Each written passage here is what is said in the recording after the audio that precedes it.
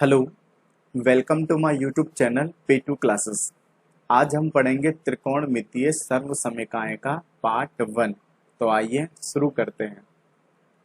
तो माना कि हमारे पास एक समकोण त्रिभुज है, राइट एंगल ट्राइंगल है ए बी सी, जिसका बी जो एंगल है, बी जो कोण है वो समकोण है। और माना कि सी से जो एंगल बन रहा है वो कितना बन रहा है, थीटा। तो हम ये जानते हैं कि 90 डिग्री के सामने वाले को हम कर्ण बोलते हैं। मतलब कि 90 डिग्री का सामने वाला जो होता है वो कर्ण होता है। और थीटा के जो सामने वाला होता है उसे हम क्या बोलते हैं, लंब। तो जो बचा वो क्या हुआ, आधार। तो 90 डिग्री के सामने वाला कर्ण होता है और थीटा के सामने वाला क्या होता है, लंब। मतलब कि अगर हमारा एंगल जो है, कोण जो है वो सी पर थीटा बन रहा है, तो इसके सामने वाला क्या हो गया, ए बी जो है वो लंब हुआ। जबकि आधार क्या हो गया, बी सी। अगर यही कोण ए से बनता, अगर हम थीटा को कैलकुलेट ए पर करते हैं तो उसके लिए बी सी हमारा लंब की तरह काम करता। ठीक है।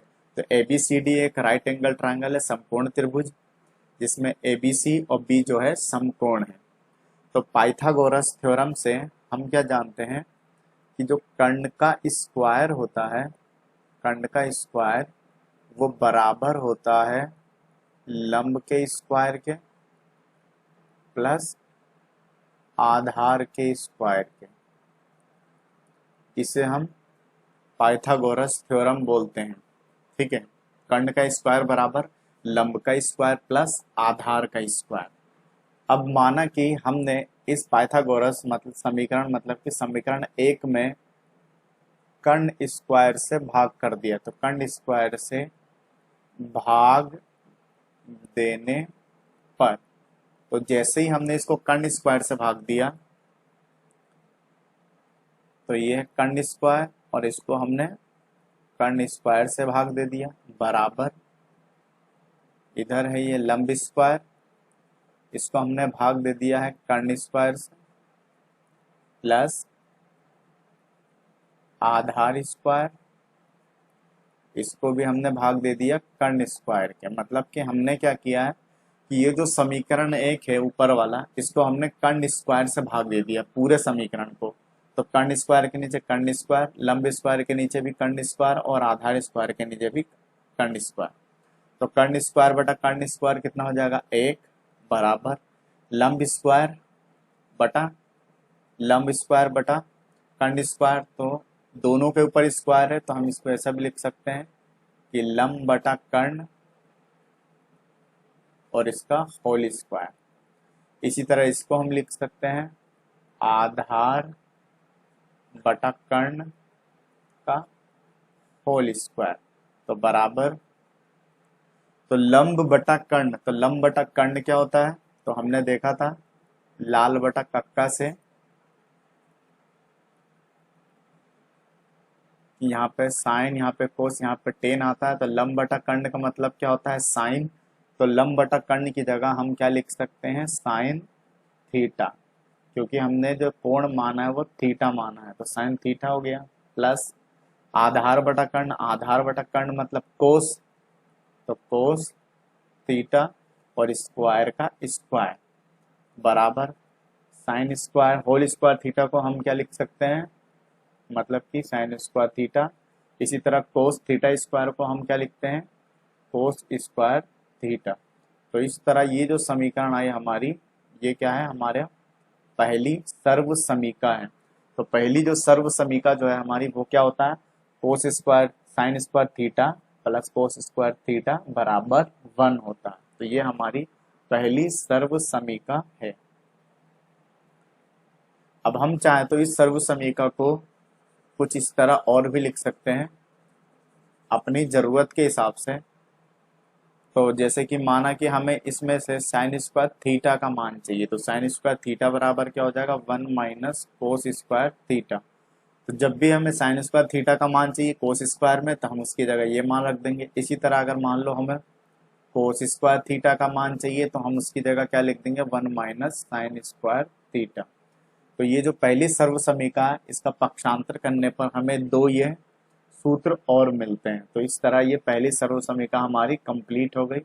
आगे देखते हैं हम दूसरी सर्व समीकरणों को समझते हैं। तो वही पाइथागोरस थ्योरम जो हमने पढ़ा था। तो पाइथागोरस थ्योरम क्या होता है कि कर्ण का जो स्क्वायर है वो बराबर है लंब के स्क्वायर के प्लस आधार के स्क्वायर के। अब इस समीकरण को पिछली बार हमने कर्ण से भाग दिया था, अब मान लो कि हमने इस समीकरण को लंब से भाग दिया है, लंब स्क्वायर से। तो लंब स्क्वायर से भाग देने पर, तो इस समीकरण को लंब से भाग दिया हमने लंब स्क्वायर से, तो ऊपर देखो कर्ण स्क्वायर और हमने इसको भाग कर दिया लंब स्क्वायर से, बराबर ऊपर लंब स्क्वायर और हमने भाग कर दिया है इसको लंब स्क्वायर से ही, प्लस यहाँ क्या है हमारा आधार स्क्वायर। तो आधार स्क्वायर को भी हमने भाग कर दिया है लंब स्क्वायर से। बिल्कुल जैसे पीछे हमने कर्ण स्क्वायर का भाग दिया था, इसमें लंब स्क्वायर का भाग दिया है पूरे समीकरण में। जो हमारा ऊपर का जो समीकरण फर्स्ट था उसमें पूरे समीकरण में लंब स्क्वायर से भाग दे दिया। तो हम इसको क्या लिखेंगे, कर्ण बटा लंब का होल स्क्वायर। तो कर्ण बटा लंब का होल स्क्वायर बराबर लंब स्क्वायर प्लस बटा लंब स्क्वायर, तो ये कितना हो जाएगा 1, और ये आधार बटा लंब का स्क्वायर, तो लंब का स्क्वायर। तो हमने क्या पढ़ा था लाल बटा कक्का से, कर्ण बटा लंब। तो कर्ण बटा लंब, तो कर्ण बटा लंब क्या होता है कोसेक। तो कर्ण बटा लंब, लंब के जगह हम लिख देंगे cosec square, cosec theta square बराबर 1 प्लस आधार बटा लंब की जगह हम क्या लिखेंगे कोट, तो कोट थीटा स्क्वायर। तो होल स्क्वायर है तो इसको हम क्या लिख सकते हैं कोसेक स्क्वायर थीटा बराबर 1 प्लस कोट स्क्वायर थीटा। तो ये जो है हमारी ये दूसरी सर्व समीकरण है कि 1 प्लस कोट स्क्वायर थीटा जो होता है वो क्या होता है कोसेक स्क्वायर थीटा। तो ये है हमारी दूसरी सर्व समीकरण। तो अब हमारी जरूरत के हिसाब से इसको भी क्या लिख सकते हैं, जैसे कि मानो कि हमें कोट स्क्वायर थीटा का मान निकालना है, तो हम क्या लिख देंगे उसको कोसेक स्क्वायर थीटा -1। इसी तरह मान लो अगर हमें 1 का मान निकालना हो तो 1 का मान क्या हो जाएगा cosec square theta minus cot square theta equal to 1। तो हमारी जरूरत के हिसाब से दूसरे सर्व समीकरण से हम ये सूत्र भी निकाल सकते हैं। तो इस तरह ये हमारा दूसरी सर्व समीकरण आ गई है। आइए देखते हैं अगली सर्व समीकरण को। तो वही हम जानते ही हैं कि कर्ण का जो स्क्वायर होता है वो बराबर होता है लंब के स्क्वायर के प्लस आधार के स्क्वायर के। तो जिस तरह हमने पहले कर्ण स्क्वायर का भाग दिया, फिर लंब स्क्वायर का भाग दिया और आधार स्क्वायर का भाग देंगे हम, तो समीकरण 1 में आधार स्क्वायर से भाग देने पर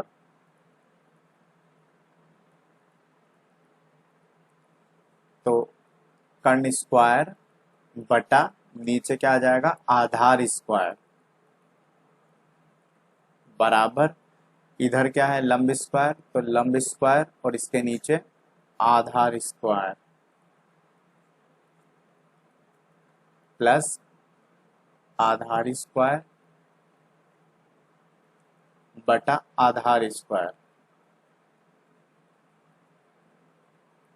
तो कर्ण, तो अब इसको हम लिख सकते हैं कर्ण बटा आधार का होल स्क्वायर बराबर इसको लिखा जा सकता है लंब बटा आधार का होल स्क्वायर प्लस और यह आधार बटा आधार 1। तो लाल बटा कक्का से हमने क्या देखा था, ये आपको याद होना चाहिए, ये तो सिर्फ एक याद करने का तरीका आपको पता होना चाहिए कि कर्ण बटा आधार क्या होता है। तो कर्ण बटा आधार क्या होता है, हमें पता है यहाँ पे साइन, यहाँ पे कोस, टेन, कॉट, सेक, कोसेक। तो कर्ण बटा आधार, तो कर्ण बटा आधार क्या होता है, सेक। तो यहाँ पर क्या आ जाएगा, सेक थीटा का होल स्क्वायर।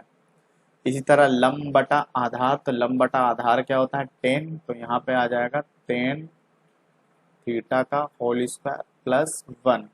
तो हम इसको लिख सकते हैं सेक स्क्वायर थीटा बराबर one plus tan square theta, या tan square theta plus one, ऐसे ही। तो ये जो है हमारा तीसरी सर्व समीका है जो कि हमें याद होनी चाहिए।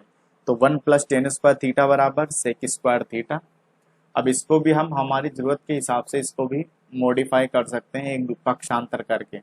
तो जैसे कि माना कि हमें टेन स्क्वायर थीटा का मान निकालना है, तो टेन स्क्वायर थीटा बराबर क्या हो जाएगा, sec square theta minus one.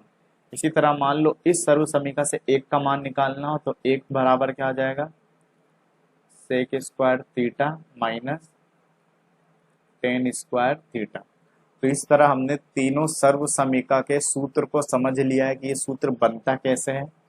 अब हमें इन सूत्रों को याद रखना है, ठीक है, ताकि हम सवालों को हल कर सके आसानी से। तो हमें तीनों सर्व समीकाएं याद होनी चाहिए और हमें इसका ऐसे पक्षांतर भी करना आना चाहिए ताकि जरूरत के हिसाब से हम इनको आपस में बदल सकें।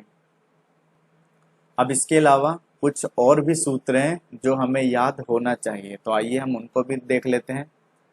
जैसे कि हम जानते हैं कि जो टेन थीटा है वो बराबर होता है साइन थीटा बटा कोस थीटा के। तो हमें ये सूत्र भी याद होना चाहिए कि जो टेन थीटा जो है वो बराबर होता है साइन थीटा बटा कोस थीटा के। इसी तरह कोस थीटा बराबर जो होता है वो क्या होता है, cos theta upon sine theta के। मतलब कि टेन कोट का उल्टा होता है। तो टेन के सूत्र में साइन ऊपर था और कोस नीचे था, जबकि कोट के केस में क्या हो गया कि कोस ऊपर चल गया और साइन नीचे आ गया। तो टेन थीटा बराबर साइन थीटा बटा कोस थीटा। इसी तरह कोट थीटा बराबर cos theta upon sine theta. तो ये सूत्र भी हमें याद होना चाहिए ताकि हम सवालों को आसानी से हल कर सकें। इसी तरह हमने और भी सूत्र देखे थे कि जो साइन थीटा जो है वो उल्टा होता है कोसेक थीटा के।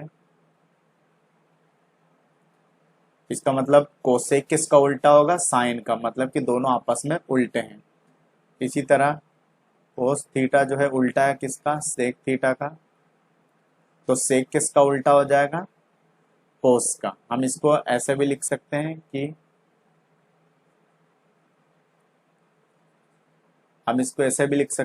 कि कोसेक थीटा जो है वो उल्टा होगा किसका, साइन थीटा के।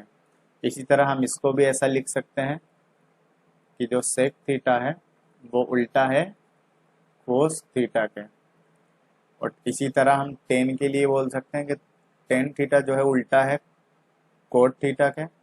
और इसी तरह हम बोल सकते हैं कि कोट थीटा जो है वो उल्टा है टेन थीटा के। तो ये सब जो बेसिक सूत्र हैं हमें ये याद होना चाहिए ताकि हम इन सवालों को आसानी से कर सकें। त्रिकोणमितीय सर्व समीकरणों के बेस पर जो आधारित सवाल है उनको हम आसानी से हल कर सके, उनको समझ सकें। तो बस ये थोड़े से ही सूत्र हैं, वो तीन सर्व समीकरण और ये दो चार सूत्र और हैं, और बस हमें आपस में इनको पक्षांतर करना आना चाहिए, ठीक है।